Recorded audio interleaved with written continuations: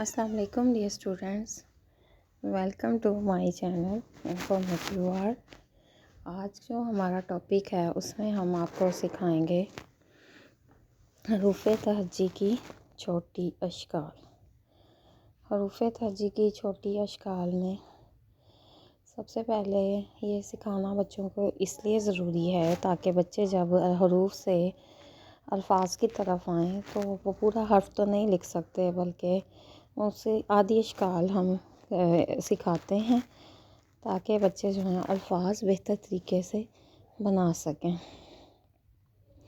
हरूफ तहज्जी की छोटी अशकाल में सबसे पहले जो हर्फ है हमारे पास वो है अलिफ। अलिफ की कोई भी छोटी शक्ल नहीं होती, ठीक है। इनका अशकाल का बेहतर तौर पर सिखाना इसलिए भी ज़रूरी है ताकि इन अशकाल का सिखाना इसलिए भी ज़रूरी है ताकि बच्चे जो हैं हरूफ से जब अल्फाज की तरफ आते हैं तो उनकी राइटिंग जो है वो बेहतर हो सके। जितना अच्छा वो इन अशकाल को सीखेंगे, इनकी बनावट सीखेंगे, फॉर्मेशन सीखेंगे, उतना ही बेहतर वो लिख पाएंगे। तो सबसे पहले जो हर्फ है वो है अलिफ। अलिफ की कोई भी छोटी शक्ल नहीं होती। उसके बाद है अलिफ मद्दा, इसकी भी कोई छोटी शक्ल नहीं होती, ठीक है। बे का ख़ानदान जो है उसमें उनकी छोटी अशकाल अब हम लिखना सीखेंगे।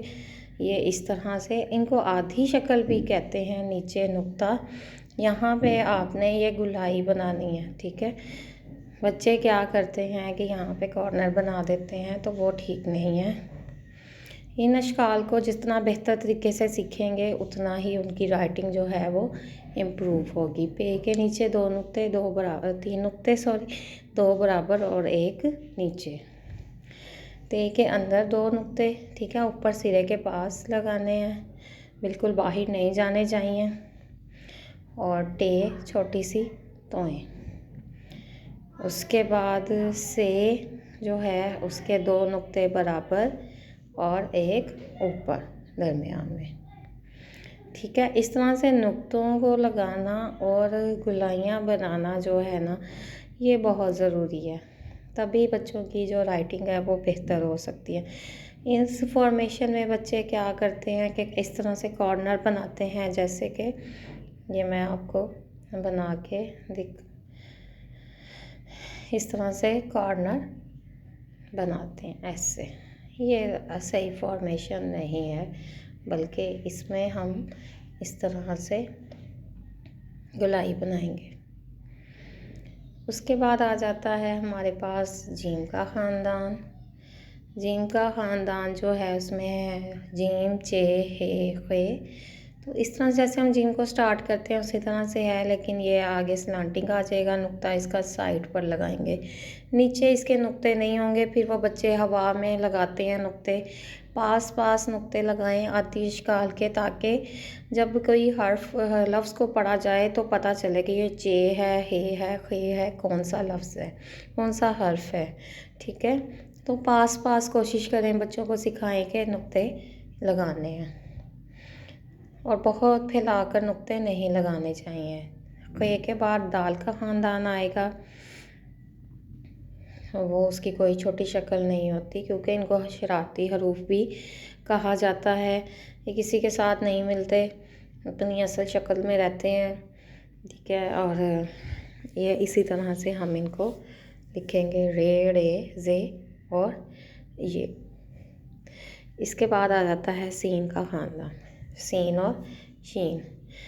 इनकी जो फॉर्मेशन है ना, बच्चे इसको काफ़ी ख़राब कर देते हैं, सीधा लिख देते हैं, ठीक है। जब ये शोशे स्लांटिंग बनाएंगे ना ऐसे सीधा, तो बिल्कुल बेहतर नहीं लगता, ठीक है। जब ये ऐसे तिरछे बनाएंगे तो उसकी फॉर्मेशन जो है लफ्ज़ की ज़्यादा अच्छी बनेगी और ऑटोमेटिकली राइटिंग जो है वो बेहतर होगी।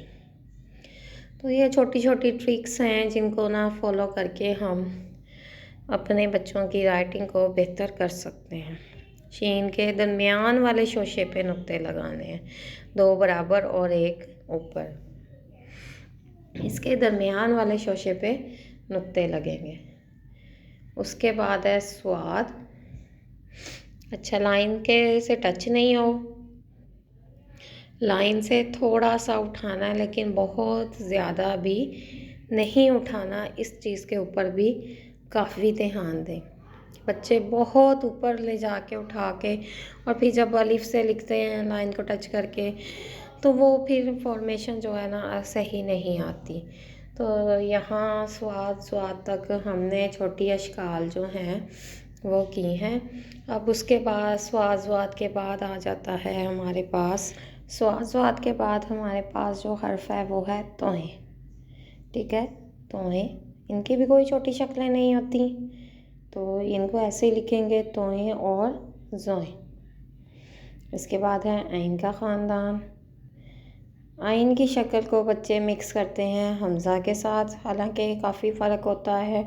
ये ऊपर से गुलाई बनती है और नीचे से भी थोड़ी सी गुलाई में ही इसकी फॉर्मेशन बनाएंगे, लेकिन हमज़ा की जो शक्ल है वो यहाँ से थोड़ा सीधा होता है, लेकिन बच्चे इसको मिक्स कर जाते हैं आइन गैन के साथ। तो इस बात को भी अच्छे से बच्चों को बताना चाहिए कि ये वाइन की शक्ल जो है वो थोड़ी सी गुलाई में होती है, राउंड शेप होती है।